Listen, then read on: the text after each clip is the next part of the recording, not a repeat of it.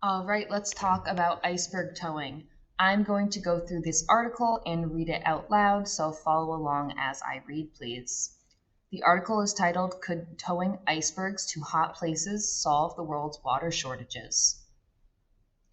Who is doing what? A firm in Abu Dhabi has floated plans to tow icebergs from Antarctica to the United Arab Emirates to solve the country's freshwater shortage. An iceberg holding 20 billion gallons of fresh water could meet the needs of 1 million people for 5 years. But first, it would have to be hauled across 10,000 kilometers of open ocean to the coast of Fujairah, a feat that could take a year.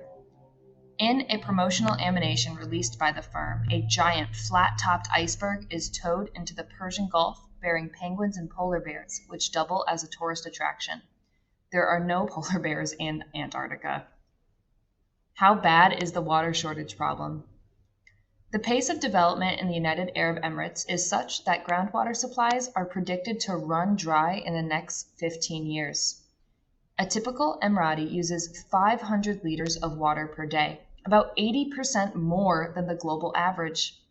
Dozens of desalination plants provide nearly all of the country's drinking water, but the plants are expensive and require huge amounts of electricity to strip the salt from seawater. Globally, the United Nations warns that within 2 decades, 600 million children will live in regions enduring extreme water scarcity. Have icebergs been towed from Antarctica before? No one has towed icebergs from Antarctica to provide water to parched nations, but the idea is far from new. In the early 19th century, proposals to tow icebergs into the Southern Ocean to balance out the temperature of the Earth were already considered old hat. But enthusiasm for the challenge persisted. In 1863, one U.S. entrepreneur proposed towing icebergs to India, where they would sell for 6 cents per pound.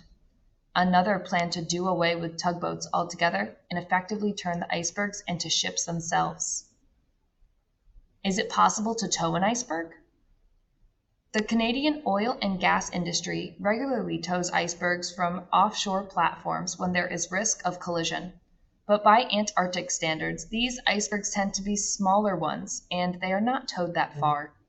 On average, these icebergs are 60 to 80 meters wide at the waterline, weighing around 100,000 tons, said Tony King, director of ice engineering at Seacor, a Canadian engineering firm that makes equipment for the job. Larger icebergs weighing up to 1 million tons have reportedly been towed with a rope slung between 2 vessels. Typically, icebergs are towed for a few dozen kilometers to get them out of the way of oil and gas platforms sitting a few hundred kilometers offshore. Could an iceberg be towed to the UAE?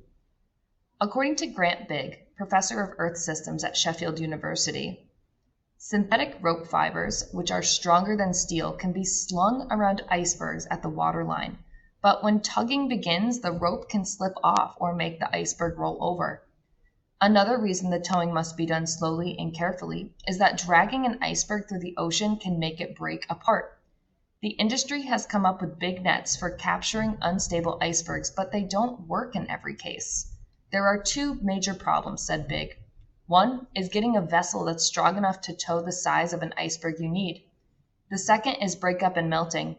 It would probably be feasible to get an iceberg a kilometer or 2 wide up the Arabian Sea, but you'd lose an awful lot of mass on the way. It's quite likely it would fracture before you got there. And then there's the cost. A single iceberg towing vessel can cost around $75,000 a day. And to tow a massive iceberg might need several ships for months at a time. It comes down to the question of what is feasible and what is practical, said King. Is it more practical to take a tanker to Antarctica and capture some freshwater melting off a glacier? In Canada, shops already sell bottled water made from chunks of frozen water that are chipped off icebergs. King has a chunk of it in his freezer. It makes for nice ice, he says. What are the alternatives? There is no magic bullet solution. Farming is a major driver of water scarcity, with vast quantities used in hot countries to irrigate crops and water cattle and to cater for diets that are increasingly rich in meat. Beyond changing people's diets and ensuring that agriculture and other sectors are using water in more sustainable ways, there are large-scale technologies